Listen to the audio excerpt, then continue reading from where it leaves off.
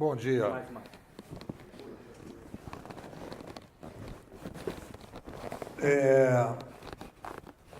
Meu nome é Carlos Nepomuceno, mas o pessoal me chama de Nipô.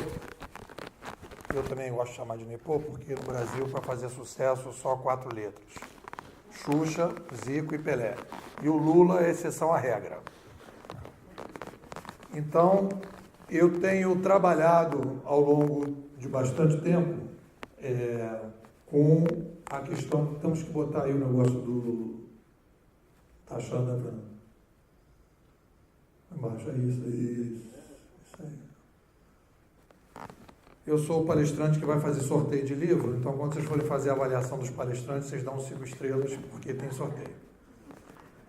Então é só preencher aí, e no final a gente vai fazer o livro que eu vou sortear.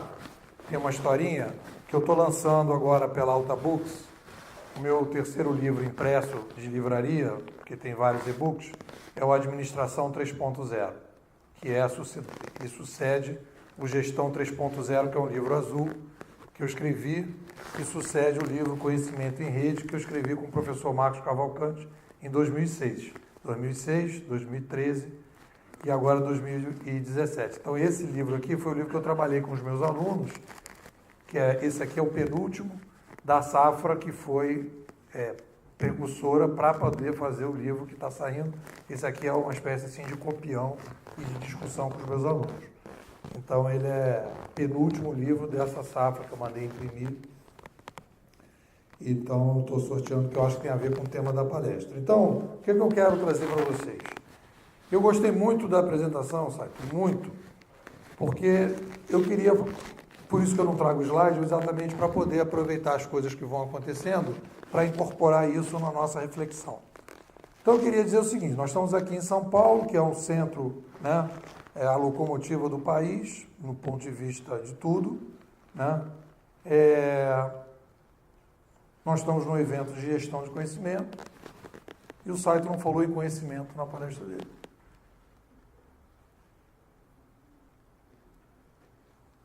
E não trouxe um autor americano. São duas coisas que eu quero chamar a atenção de vocês. Ele trouxe um belga. E olha só que coisa interessante. Ao trazer um belga, o belga vai no passado para entender o que está acontecendo. E o nosso grande problema que a gente está tendo hoje, estratégico, que as organizações estão gastando muito dinheiro e tem muita gente perdendo valor de mercado. E tem muita gente deixando de ganhar dinheiro com consultoria, né?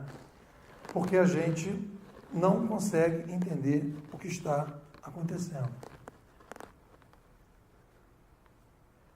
E a gente não consegue entender o que está acontecendo porque existe um problema, e aí eu vou ser ousado em dizer isso para vocês, e vou dizer uma coisa que é a seguinte: os americanos são maravilhosos para fazerem coisas e são péssimos para projetar o futuro. Eu vou repetir, os americanos são bons para fazer, mas não são bons para projetar. Porque para você projetar o futuro, numa crise como a gente está passando, existe uma coisa que é fundamental. Existe uma necessidade de se fazer uma revisão filosófica. E os americanos não são bons de filosofia. Por que eu estou falando isso para vocês? Nós estamos vivendo uma crise filosófica. A nossa crise filosófica, porque o que acontece? Isso já é um livro, meu livro já nasce um pouco velho, esse livro que está saindo, porque eu estou agora revendo um conceito que eu não coloquei no livro, que é o meu tema principal agora.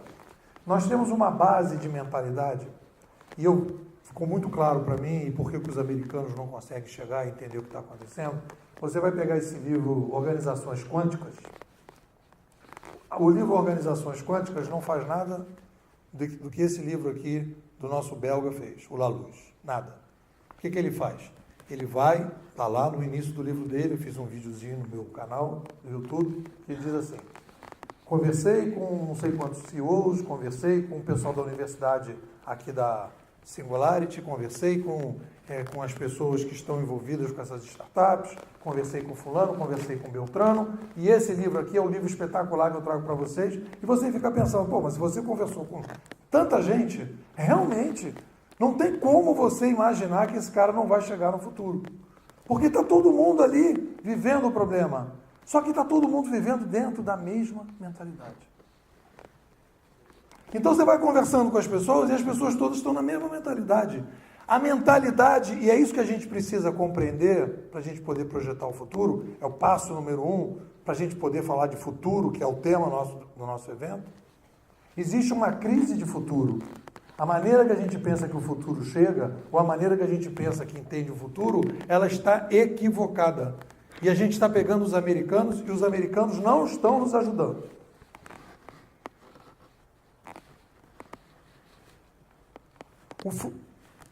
Uma sociedade nasce a partir de filósofos. Uma mentalidade, o ovo de uma mentalidade, o ovo de uma sociedade parte de determinados filósofos que criam determinados alicerces, e esses alicerces estruturam todo o modelo da sociedade. Depois dos filósofos vai descendo, vem os teóricos, vem os metodólogos e depois vem os operacionais. No momento que a gente começa a viver, no momento do século que a gente está vivendo, e que a gente começa a olhar e não entende determinadas questões, a gente não entende como a sociedade está mudando tanto, a gente não entende como é que a gente tem hoje um presidente da Câmara preso, um governador preso, por que eles estão presos e não estavam presos antes?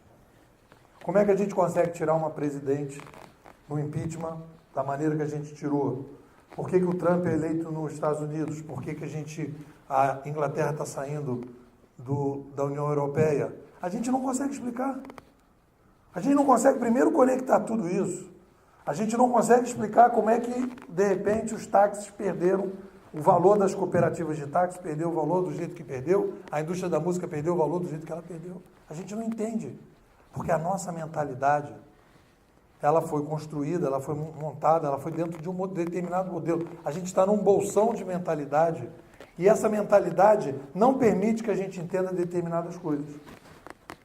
Então, todo o meu processo de trabalho, de pesquisa nesses últimos 20 anos, foi perceber que a gente, antes de qualquer coisa, para a gente discutir o futuro, a gente tem que admitir que existe uma crise filosófica.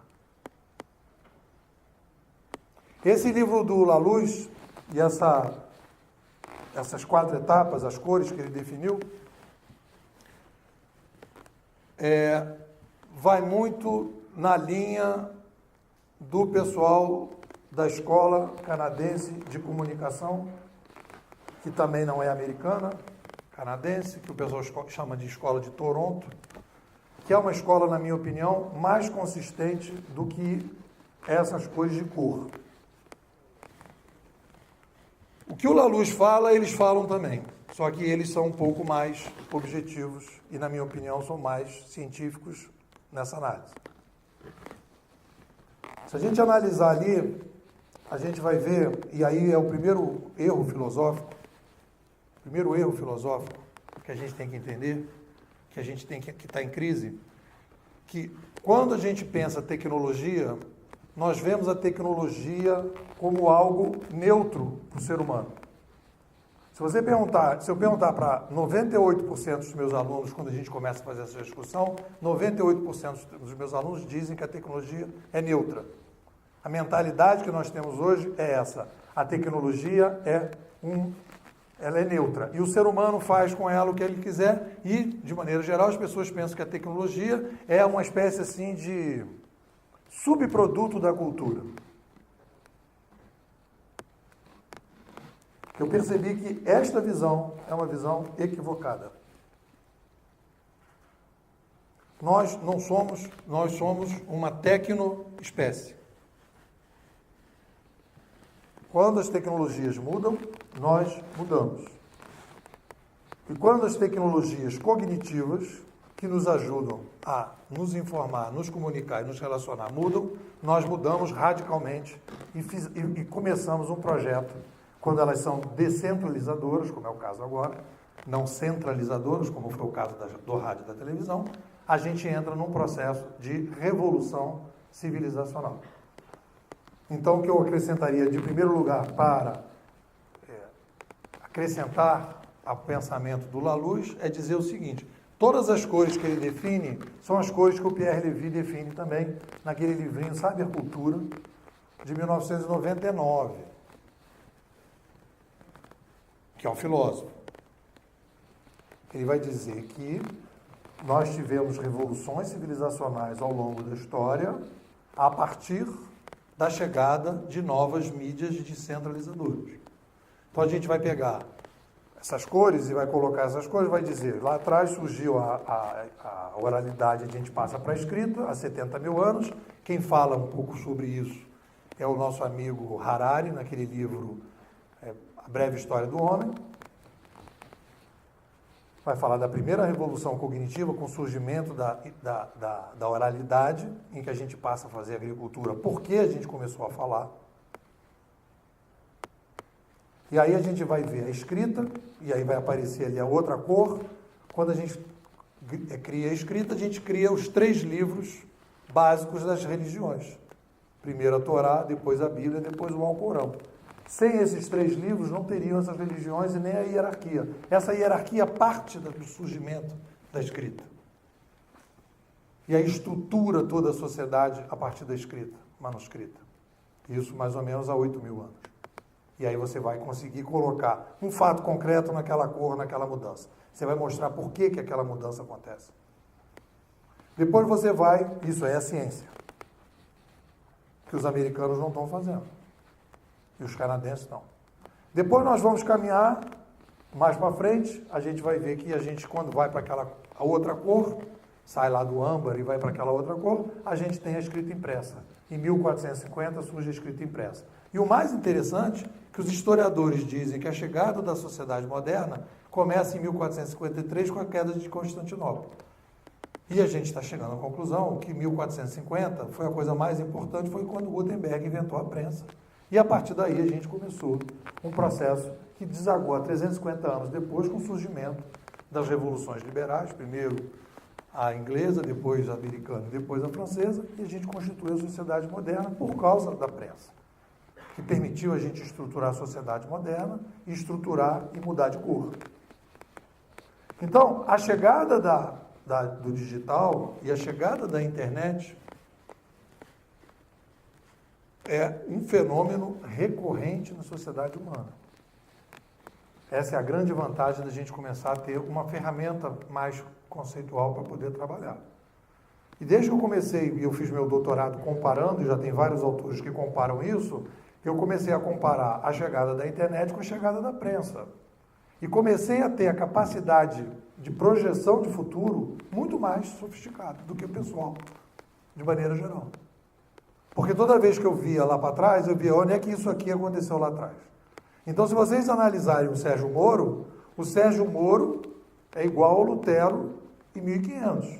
As manifestações que nós assistimos no Brasil no ano passado são parecidas com as manifestações da Igreja Protestante contra a corrupção da Igreja Católica. Foi a tentativa das pessoas construírem o que na época se chamava liberdade religiosa. E nós hoje estamos construindo outro modelo de liberdade. Então essas manifestações, elas não são parecidas com o que a gente conhece das últimas décadas. Elas são parecidas com coisas que aconteceram logo depois que as pessoas começaram a ler e começaram a ver que o Papa estava enrolando eles com o negócio da Bíblia. Aí resolveram traduzir a Bíblia, começou todo um processo e a Igreja Católica, que era praticamente poderosa, ruiu, como vamos ruir aqui os nossos políticos. Vocês podem apostar nisso, que nós estamos caminhando nessa direção. Basta ver o que aconteceu com a chegada da descentralização de mídia. Então, isso tudo nos permite enxergar melhor o futuro, que é o objetivo do nosso amigo Laluz. Quando ele bota lá uma interrogação no futuro, eu trago para vocês, que é o tema desse processo que a gente está fazendo aqui, futuro da gestão.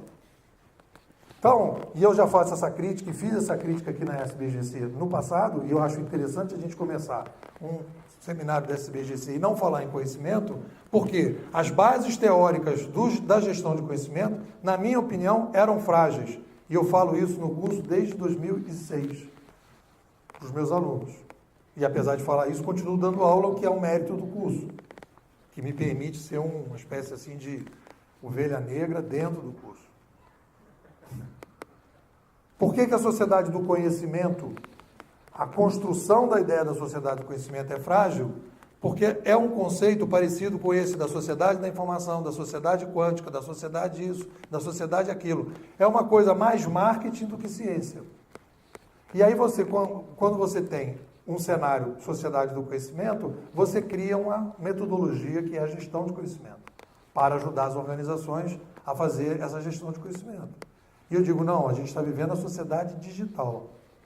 E a sociedade digital precisa construir organizações que lidem com o conceito do digital, e a gente vai falar o que é esse digital.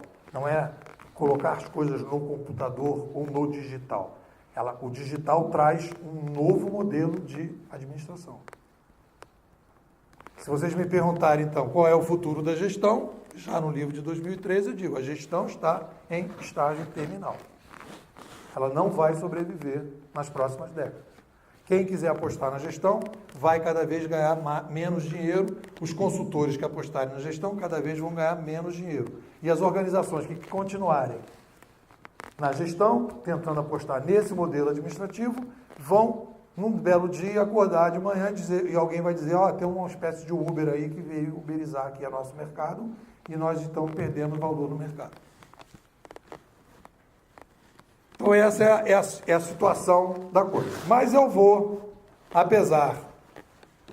E aí vem a questão que é a seguinte...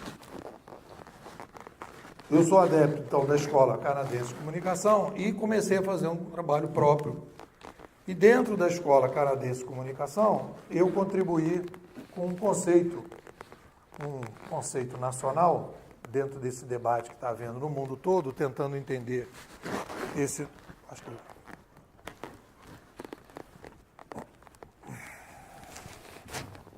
entender esse novo cenário. Eu desenvolvi uma coisa sofisticada, que é a teoria do kitnet em Copacabana. Porque brasileiro gosta da coisa mais popular. Né? Então eu desenvolvi a teoria do kitnet em Copacabana.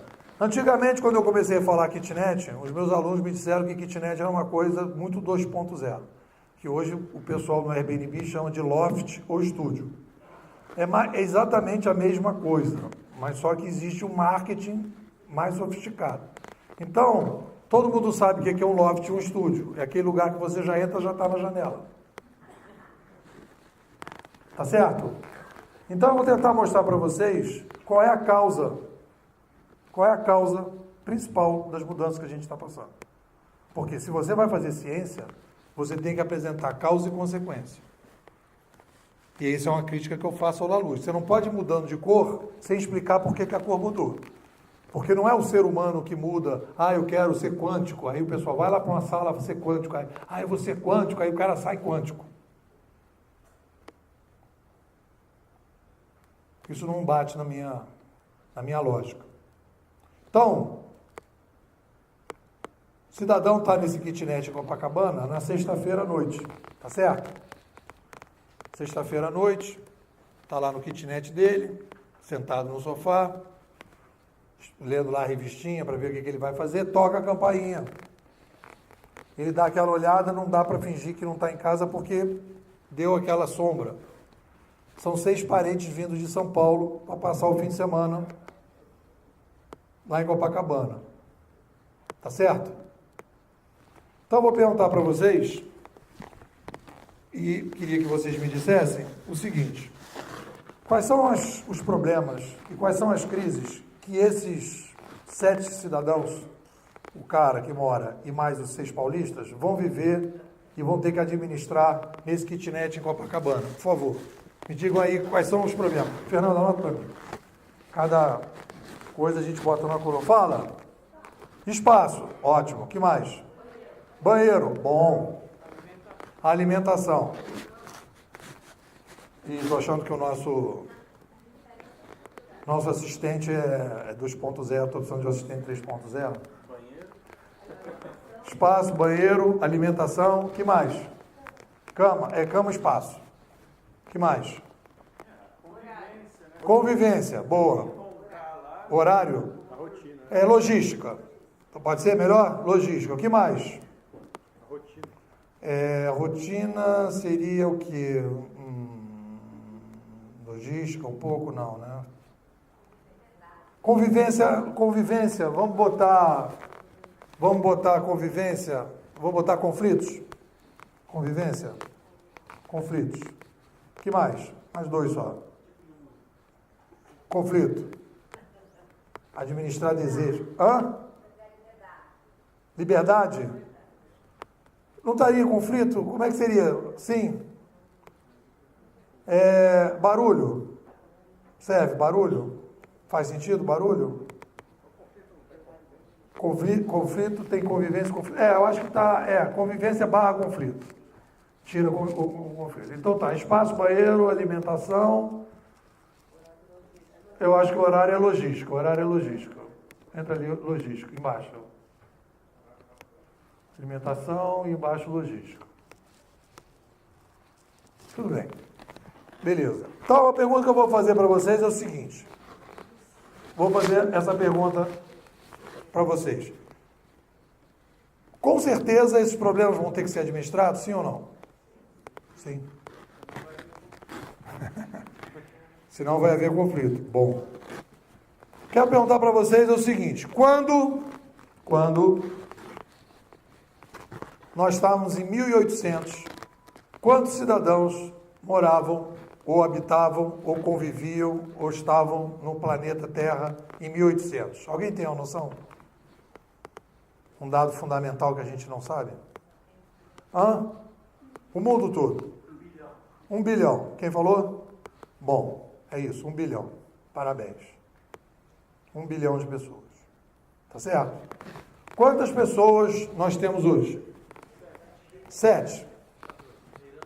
Verá. Então, vamos colocar o seguinte. Em 200 anos, presta atenção, em 200 anos, o nosso kitnet, ou nosso loft, ou nosso estúdio, tinha 1 bilhão e saltou para 7 bilhões de habitantes. Leiam isso aí e me digam se não é as crises que a gente está hoje dizendo que precisa se administrar e resolver. Sim ou não? Transporte, mobilidade, né? A gente poderia ter colocado ali. Meio ambiente, que é a sujeira do kitnet. Então, o que eu percebi? Para agregar na escola canadense, e percebi o seguinte. Nós mudamos as mídias na sociedade porque o ser humano é a única espécie viva, animal, social, que cresce demograficamente. Isso tem um significado fundamental para a gente entender o que está acontecendo no mundo. O leão, o lobo, o elefante que se administram, você pode reparar que não existe 5 mil leões, nem 10 mil elefantes, nem uma matilha de 800 lobos. Existe um problema, e aí a gente tem que começar a entender essa dinâmica das organizações, inclusive das outras espécies. Existe uma relação entre o tamanho do número de membros com o modelo de comunicação que as espécies se estabelecem e o modelo de administração das espécies. As outras espécies são espécies que a gente pode chamar de espécies fechadas. São espécies que estabelecem todo o modelo de organização através da genética. São espécies que são fechadas para o seu modelo de organização. Então, se você olhar uma matilha de lobos há 300, 400 anos, é mais ou menos o mesmo modelo de administração, mudando alguma coisa ou outra. Porque não existe um seminário de gestão de conhecimento para os lobos, até onde eu sei.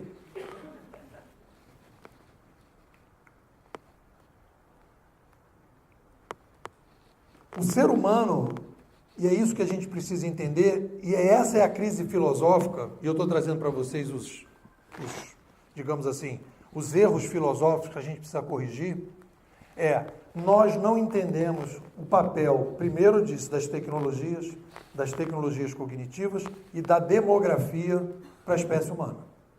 A gente acha que nós vamos crescer de 1 para 7 bilhões de pessoas. E o Brasil, em 200 anos, e o Brasil vai crescer de 30 para 210 milhões agora, em 100 anos, e tudo vai ficar legal. Nada vai mudar. As coisas vão continuar do mesmo jeito.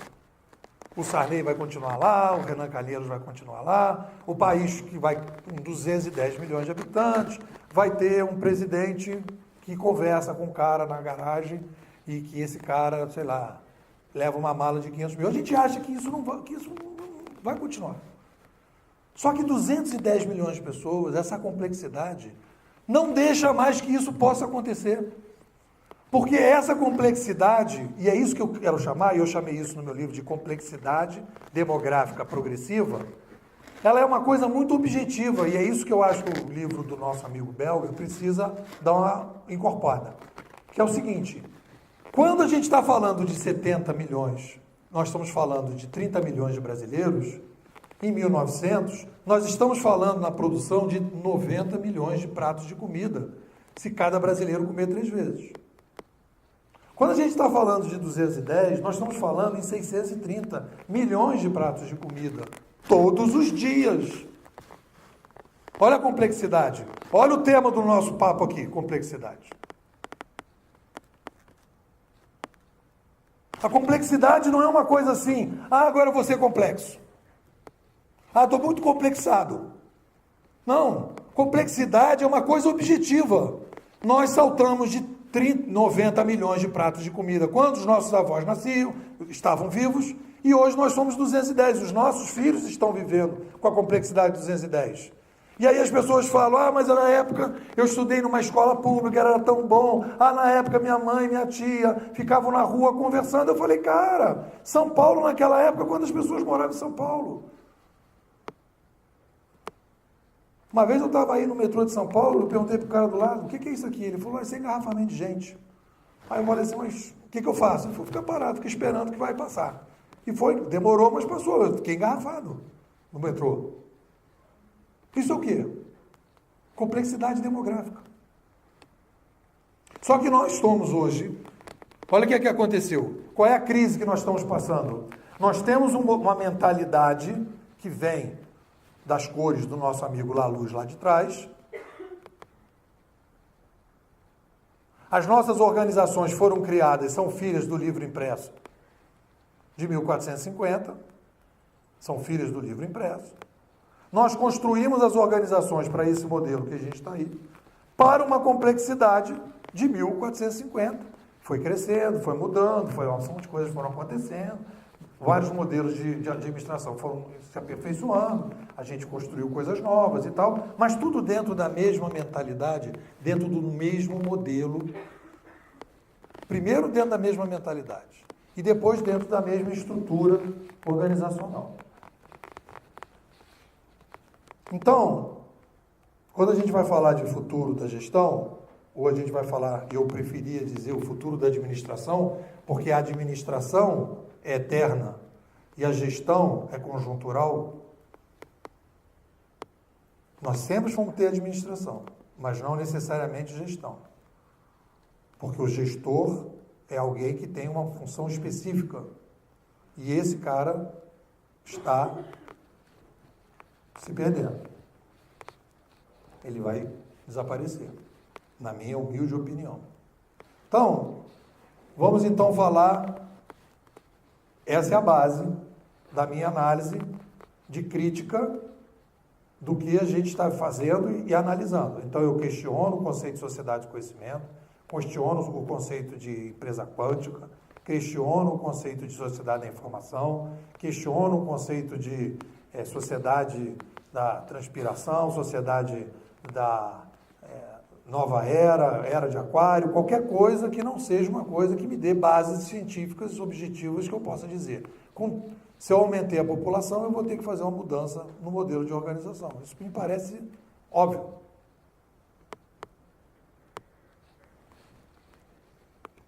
O que a gente está fazendo? E aí tem uma coisa que eu vou falar para vocês, que é o seguinte. Quando a gente aumenta a complexidade, e se a gente for analisar o passado, o ser humano, ele pode viver o que ele viveu no século passado, que foi um período de concentração, surgimento do comunismo, do nazismo, do ismo, em que a gente aumentou a concentração, as organizações aumentaram a concentração, o próprio capitalismo se concentrou, o livre mercado deixou de ser livre, e a gente criou aí o mercantilismo, e tudo isso aconteceu, e tudo isso cresceu, tudo aconteceu, papá, papá. Aí as pessoas vão dizer, mas olha só o que aconteceu no século passado, foi um século trágico. Foi um século trágico porque nós não tínhamos tecnologias descentralizadoras de mídia para começar a fazer a revolução civilizacional. O século passado foi o último século, foi o desfecho, o fim do ciclo que se abriu em 1800. Em 200 anos, nós demos um boom demográfico e a gente pagou o preço no século passado. O século que a gente está entrando é diferente, o milênio é outro.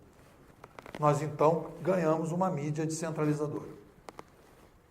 O que está acontecendo numa revolução civilizacional? O que acontece numa revolução civilizacional? O primeiro aspecto de uma revolução civilizacional é o que nós estamos assistindo, o primeiro passo é uma revolução de mídia. Essa é a primeira etapa. Estamos todo mundo vendo isso. Todo mundo já está sentindo os efeitos da revolução de mídia e o Brasil é ponta nisso. A Lava Jato é efeito direto dessa revolução de mídia. Sem a revolução de mídia não haveria Lava Jato, por mais que o Moro quisesse fazer moralização. Segundo aspecto da revolução civilizacional, que já se iniciou, porque tem a frase do Nasbit que a gente não pode esquecer sobre o futuro não é temporal, ele é regional, já há futuro para a gente assistir.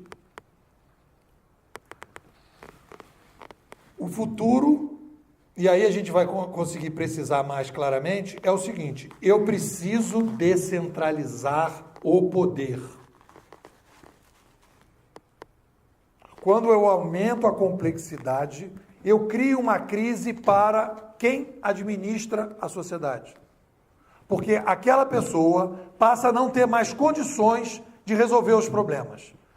O prefeito não consegue mais resolver o problema, o governador não consegue mais resolver o problema, o presidente não consegue mais resolver o problema, o dono da empresa não consegue mais resolver o problema, todo mundo começa não sei o quê, aí eu começo a criar um problema de tomada de decisão. O que eu preciso fazer com essa tomada de decisão, com o aumento da complexidade? Eu vou massificando, eu vou tirando a diversidade das pessoas. Foi o que aconteceu e que a gente está vivendo. Eu vou tirando a diversidade das pessoas. Eu vou tirando a possibilidade das pessoas terem diversidade, porque é o modelo chinês. Se todo mundo usa cinza, o meu problema de complexidade, apesar do aumento da demografia, eu tiro na qualidade. Eu reduzo, eu produzo sempre massa. Eu produzo para muita gente. Eu não converso com as pessoas. Eu não converso com as pessoas. Eu não posso conversar com as pessoas. Não há possibilidade de conversar com as pessoas, porque o modelo está concentrado na mão de poucas pessoas que tomam as decisões. E essas decisões, elas são feitas de uma maneira massificada. As organizações estão com a fantasia que vão conversar com seus clientes, que elas agora vão ser focadas e não vão dar mais facadas nos clientes. Mas as organizações atuais não foram construídas para o ambiente de diálogo que nós estamos criando. É impossível conversar no modelo atual, porque o modelo atual não é para conversar. Não é porque ele é mauzinho, não. Ele foi construído em outra época, com outra complexidade, com outras tecnologias.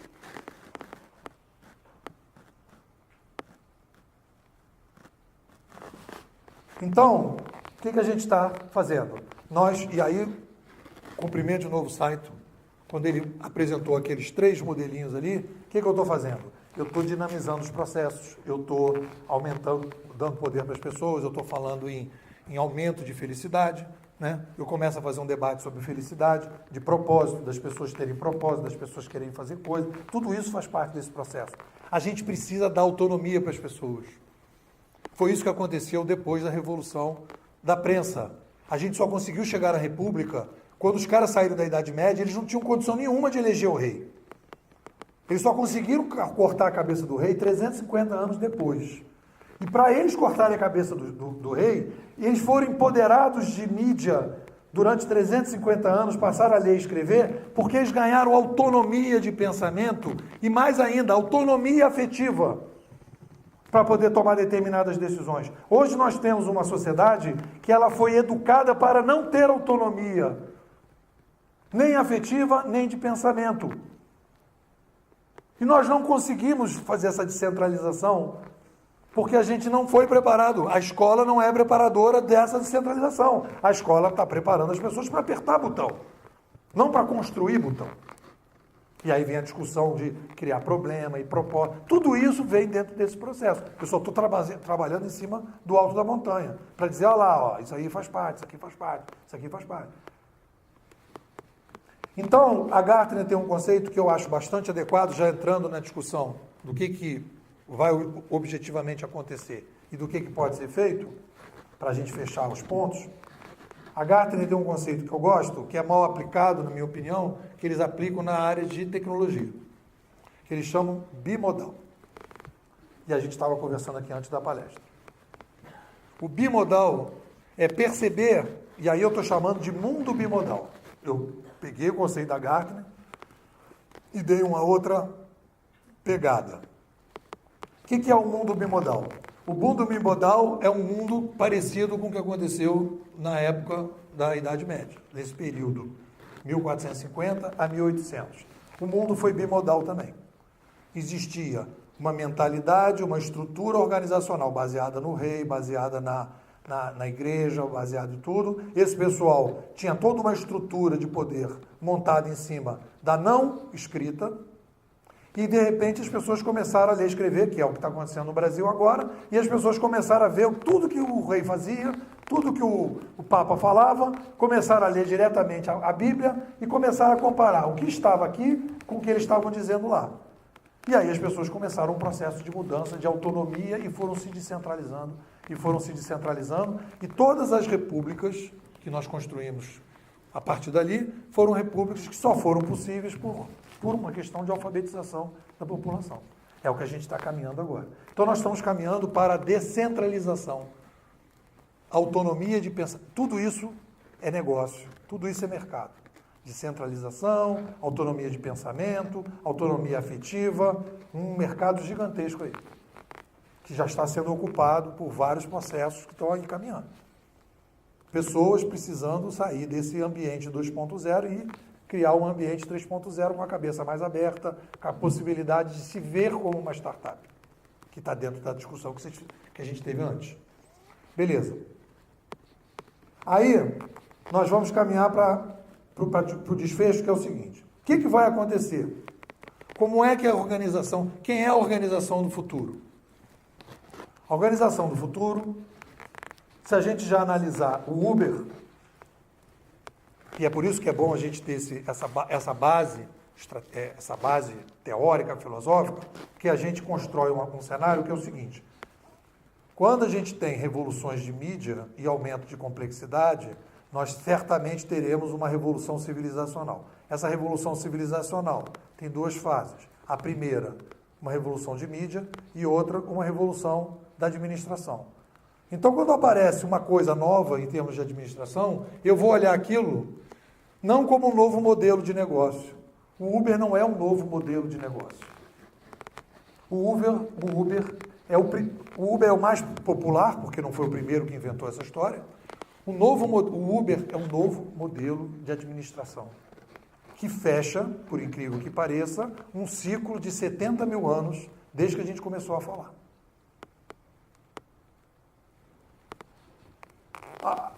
A pergunta que o site fez foi a seguinte, mas vem cá, como é que a gente organiza essas empresas novas?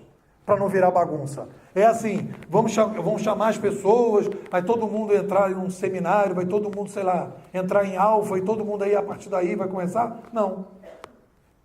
Vamos ver o modelo do Uber? Como é que a gente consegue matar o gerente? Que é isso que a gente está querendo fazer? Vocês têm que entender isso. O objetivo dessa revolução civilizacional é matar todos os intermediadores. O trocador, o caixa do banco, o bilheteiro, o lanterninha, o gerente. O cara que é intermediador, pode ter certeza. Eu escrevi uma matéria que saiu na época do negócio, que eu falei, vamos acabar com o gerente. Botei boné, óculos escuro, nego querendo me pegar na rua, mas eu continuo dizendo. O objetivo dessas startups, desse mundo novo, eu aviso, é acabar com os gerentes. Aí vocês vão dizer, não dá. Aí o pessoal me criticou e dizia, esse pessoal que não é de administração, quer acabar com o gerente, e eu não sou de administração realmente, né? Quer acabar com o gerente porque não sabe o que é administração. Eu falo, eu não estou falando de gestão.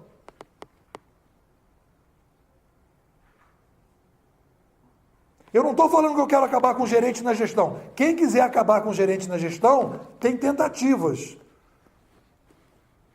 Acho que funciona em empresas pequenas e menores. Nas maiores, com grande dificuldade. Eu não estou discutindo isso. Eu estou discutindo que no Uber, quantos gerentes tem no Uber? Alguém sabe? Quantos gerentes tem no Uber? Quantos? Zero! Zero! Zero! Nós já estamos vivendo hoje um fenômeno zero. Quantos gerentes tem no Mercado Livre? Zero. Quantos gerentes tem no Airbnb? Zero.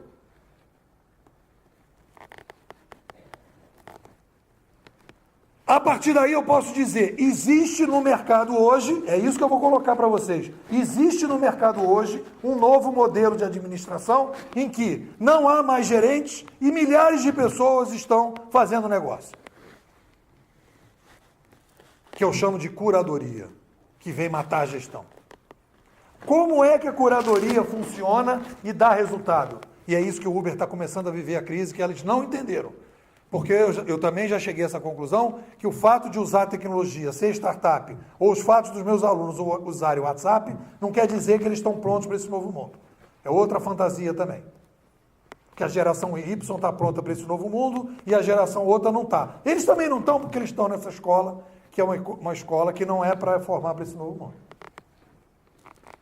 Eu falo isso com experiência aí de pelo menos uns 500 alunos. Então, o que é a curadoria? Isso sim é o novo modelo de administração, que é o negócio. Por quê? Porque é uma coisa que funciona, dá dinheiro, resolve o problema, gera valor e mata o modelo atual. Como é que funciona o Uber? O Uber funciona, como é que ele mata o gerente? Como é que ele mata o gerente? Ele estabelece um novo modelo de fiscalização. Ele muda a forma de se estabelecer a base da administração, que é o controle de processos e pessoas. No Uber não tem RH. Eu vou fazer uma palestra agora, terça-feira, amanhã, para o pessoal de RH, eu vou dizer isso para eles, né? Olha, eu não sei se vai acabar o RH, mas no Uber não tem RH. Pelo menos o RH que está aí. Existe a necessidade de trabalhar com pessoas. Se o RH se vê como um pessoal que quer trabalhar com pessoas, ótimo, tem muito trabalho. Agora, se imaginar que um RH é um negócio que trabalha dentro de uma organização, blá, blá, blá, blá, blá, aí vai ter problema.